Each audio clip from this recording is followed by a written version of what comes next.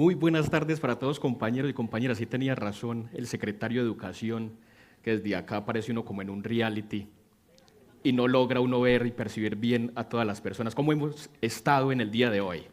Bien, qué rico. Yo quiero iniciar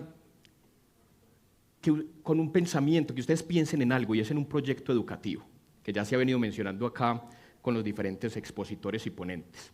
Es una educación pensada para una nueva ciudadanía, una educación proyectada para que nuestros niños, niñas y jóvenes sean la mejor versión de ellos mismos, una educación que les permita ser seres más independientes, más críticos, no seres que tengan más pasión por la naturaleza, por nosotros mismos, una educación para que los jóvenes no solamente lean los textos, sino también los contextos, las realidades, las neocolonizaciones, las nuevas formas de dependencia con que vienen cada tiempo. Una educación que les permita a los jóvenes ser muchos más felices, como nos narraban varios de los expositores que hemos tenido en el día de hoy. ¿Y por qué quiero que pensemos ahí? Porque es que esa educación que parece a veces como tan vanguardista o tan soñadora, es una educación que se pensaron ya los librepensadores que eran nuestros próceres del Bicentenario. Es por eso que quiero que lleguemos allá. Y en el día de hoy, para mirar eso, quiero compartirles 3 principios con los cuales estos próceres nos hablaban ya en ese tiempo de una edudecolonización. Y quiero empezar con el primer principio. Pero quiero que se imaginen lo siguiente. Vamos a poner toda la imaginación en esto. Imagínense que en el exterior de este auditorio empezamos a escuchar unos ruidos extraños. Gente empieza a gritar. Escuchamos incluso unas explosiones y nosotros acá nos empezamos a preocupar, a pensar en lo que está pasando allá afuera. Y de repente hay una explosión que hace volar este techo. Y lo que vemos allá arriba, todos empezamos a mirar, son 3 naves espaciales. Oigan bien, 3 naves espaciales. Y vemos que esas naves empiezan a lanzar unos rayos. Y vemos entonces que viene la policía, que viene el ejército, la Fuerza Armada, e intentan con sus armas destruir esas naves. Pero vemos que nuestras armas son inofensivas. Y de allí, de esas naves, salen unos seres con unos vestuarios impecables que parecen seres de otro planeta, con unos logos. Y ellos son muy claros en lo que dicen, ponen e imponen y dicen que lo único que desean es que nosotros hablemos su lenguaje. Y entonces empiezan a utilizar muchas artimañas, incluso empiezan a utilizar la fuerza. Muchos de nosotros vemos que entonces a nuestros compañeros los torturan. Vemos que varios mueren por esa causa. Y con el tiempo, cuando pasa el tiempo y nosotros aprendemos el lenguaje que ellos nos han impuesto, entonces miramos que nosotros ya nos parecemos mucho más a ellos. Hablamos como ellos. Dejamos de ser nosotros. Y hay una diferencia muy grande cuando ya estamos casi al nivel de ellos. Y es que nosotros de ahí en adelante vamos a ser esclavos para siempre de esa cultura y de ese idioma. Eso que los estoy motivando a ustedes a que piensen en este momento, que parece salido de ciencia ficción, fue quizá la realidad que sufrió nuestros pueblos ancestrales cuando llegaron los colonizadores a estas tierras. Imagínense ustedes cuando llegan en alta mar esas 3 naves, la Niña, la Pinta y la Santa María, y de allí salen esos seres vestidos, nosotros por acá con taparrabos, con nuestras armas, los guerreros de acá con piedras, lanzas, para las armas que existían ya en el siglo XV en Europa. Los conquistadores tenían muy claro que si tenían el idioma, el dominio del idioma, lo tenían todo. Lo social, lo económico, lo cultural, las creencias. Y fue entonces cuando Carlos I, que también era Carlos V de Alemania, Carlos I de España, el mismo, que reinaba no solamente por estas tierras, sino por otras, propuso la primera política lingüística de la colonia, en 1550, donde dijo que se tenía que hablar el castellano. Mucho peor fue incluso con Felipe II después de él, donde todas las obras de arte que existían en estas tierras que no fuera el castellano fueron destruidas. Muchos cronistas narran de las barbaridades que se hacían para que aprendiesen nuestros pueblos ancestrales el idioma castellano, las torturas que sufrieron, cómo eran los hijos de los caciques tomados de sus familias por varios tiempos para que fueran enseñados en este idioma y en esta cultura, y los regresaban 2 mesecitos o un tiempito y luego se los llevaban nuevamente. Nuestros próceres de la independencia conocían también muy bien esto, y es por eso que ya después de liberarnos de la corona española en 1826 proponen una política lingüística muy diferente, más integradora, con más posibilidades de ver el mundo. Y ellos lo que proponen en las escuelas y en la enseñanza es que se enseñe, además del castellano, también inglés, francés, latín, griego y una de las lenguas ancestrales que se hable más en el territorio. Miren qué belleza esto, devolverle la cultura, la lengua a las comunidades y a los ancestros para que empecemos a repensarnos.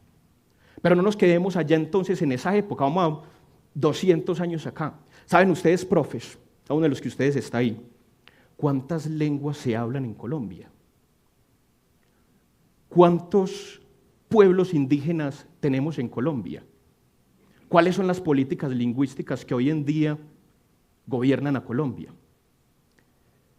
Estamos entre los 3 países con mayor diversidad lingüística de Latinoamérica. De esos casi 70 lenguas que hablamos, de esos 105 pueblos indígenas que tenemos, en Colombia la política lingüística solamente nos permite 2 idiomas, el castellano, y solamente podemos enseñar o aprender una lengua extranjera en la escuela, en el bachillerato, en la universidad, que es el inglés. ¿Cuáles son los intereses allí? Pensémoslo con lo que estábamos hablando de los colonizadores y también con los libertadores. ¿A quiénes estamos excluyendo? ¿Qué ideología queremos? Y eso hablando del siglo XXI, del 2000 hasta el 2019, las políticas del siglo XX no eran un tanto distintas. Podíamos aprender inglés, francés, a muchos nos tocó en 10º y 11, algunos más atrasito, latín y griego, pero vemos que el idioma empieza a tener otra mirada. Pero yo quiero que lo bajemos también, que no hablemos tanto de allá, hablemos de nosotros, de nuestra realidad como profesores. ¿Cuál es el lenguaje que nosotros estamos eligiendo en un salón de clase? El lenguaje colonizador, solamente el lenguaje nuestro. No tenemos en la cuenta el lenguaje de nuestros estudiantes, el lenguaje, los múltiples modos de representarse y de aprender, la multimodalidad. Soy el profesor de solamente tablero, tiza, cuaderno, tiza, tablero, de vez en cuando una diapositiva, el examen como yo lo imponga, no como el estudiante lo haya comprendido, lo haya entendido, de esa otra manera que él sabe aprender y conocer. Será el lenguaje que nosotros elegimos para estar con los otros, un lenguaje en clave de interculturalidad que comprenda las culturas de los otros, o es el lenguaje inquisidor, conquistador. Si me entendieron bien y si no, allá ustedes. Pero quiero que lo traigamos incluso más acá, con una historia muy bonita. Corocito lo conocí en un acompañamiento del programa en que vengo en estos momentos acompañando, que es el programa Todos a Aprender, que me ha posibilitado maravillas en recorrer los territorios antioqueños. Lo encontré en una vereda, un ser hermoso, 8 años de edad, en una carreta vendiendo corozos. Oigan, cuando me lo encuentro, lo primero que él me exige es, no, llámeme Corocito, porque yo le digo niño. Estaba vendiendo unos corozos, y le digo yo, vea cómo tener los corozos. Me dice, profe, ya sabían que era profe, cuando llegué allá por primera vez. Tengo corozos, este racimo le vale 1.000, el de allí 3.000. Y yo, ¿y cuál es la diferencia? No, es que aquel tiene 300. Ya había contado todos los racimos, los corozos que tenían. Y si quiero no un racimo, sino unas 4 docenas. Sí, y le vendo también, si quiere, la 20ª parte de las 4 docenas. Yo, ¿qué? 8 años.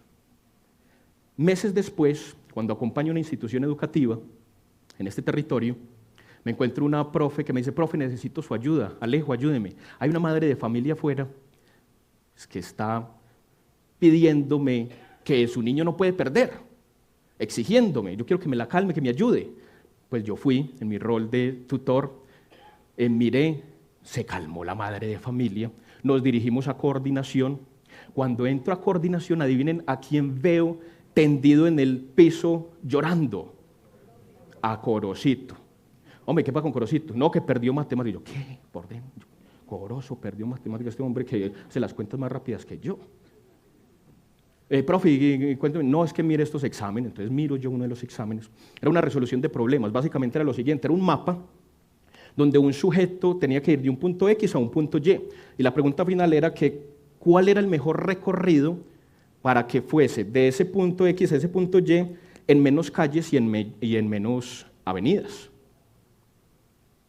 Cuando yo hablo con Corocito, porque yo estaba seguro que él sabía hacer eso, hablo con él, lo que me entero es que Corocito no sabe qué es una calle y una avenida, es que vive en una vereda, donde le dicen a él, vaya donde don Juan, a la tienda de don Miguel, vea, vaya donde doña...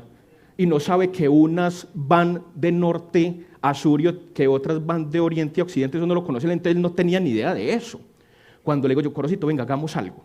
Entonces cojo yo unos corozos y le digo, vea, estos corozos que van de acá para allá, estos amarillos van a ser las calles, y estos de acá para allá, los rojos, van a ser las avenidas. Ahora sí, en cuanto menos corozos va este sujeto de aquí a acá. Ah, no, profe, pero es que así es muy fácil, pues en este recorrido. La respuesta al instante. Lenguaje en clave de interculturalidad. Segundo principio.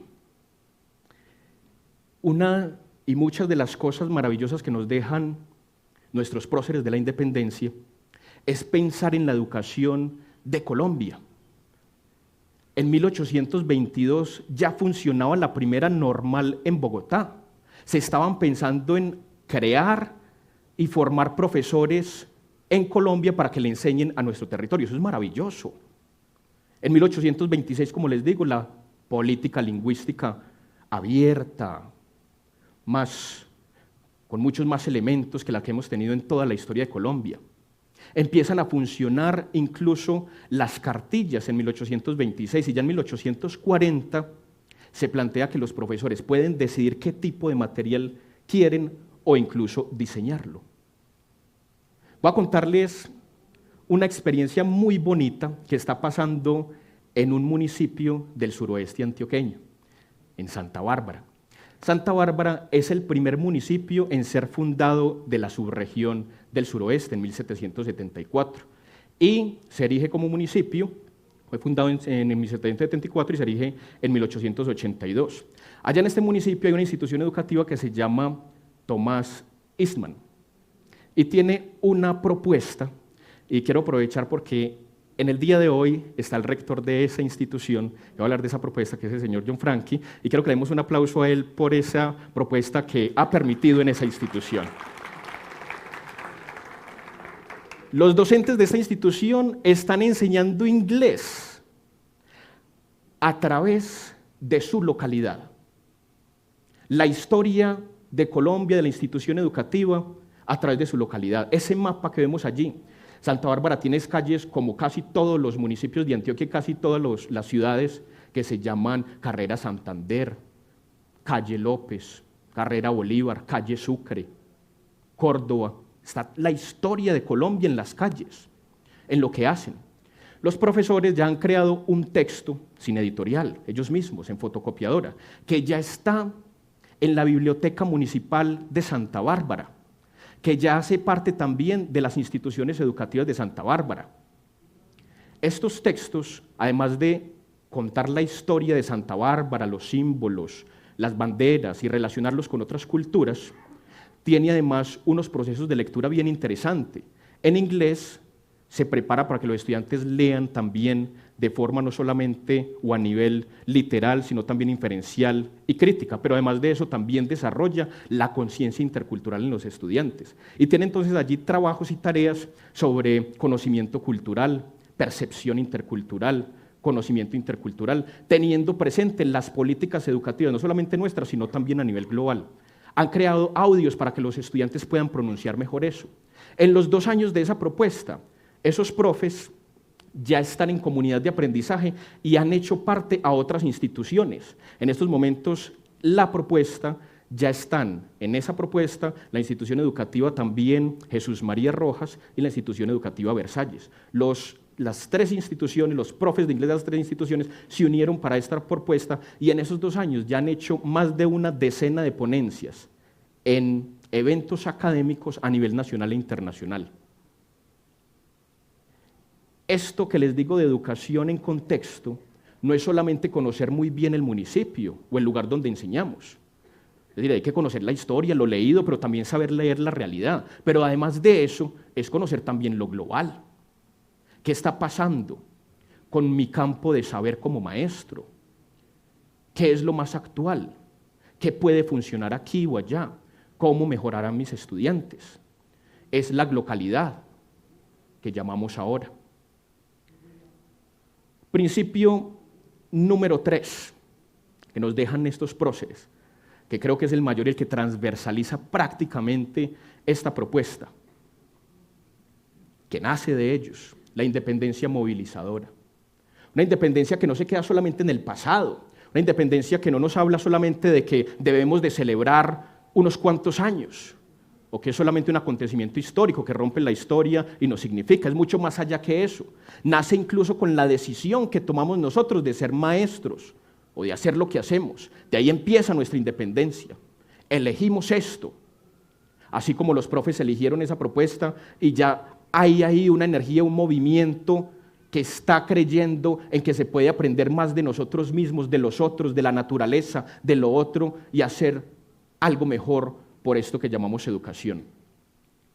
Si es posible, profes, en este tiempo, cambiar nuestra educación. Y nuestros próceres ya nos lo decían con 3 principios. Lenguaje en clave de interculturalidad, para que veamos, como decía el secretario de Educación, el rostro del otro, ese rostro que nos mostró Levinas y Marión.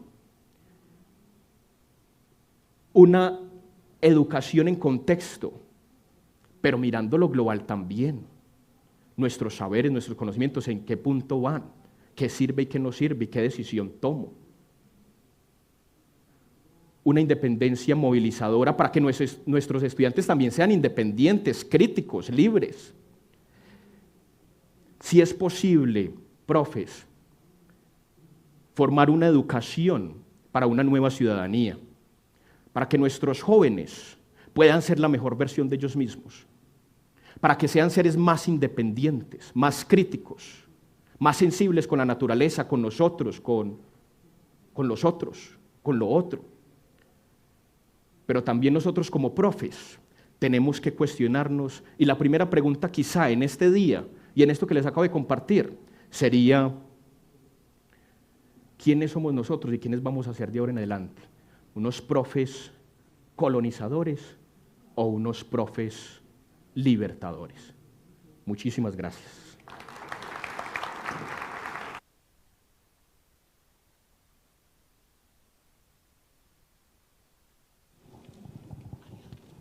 Le damos las gracias al profesor Edwin Alejandro Henao. Vamos a preparar unos elementos del escenario para la siguiente conferencista.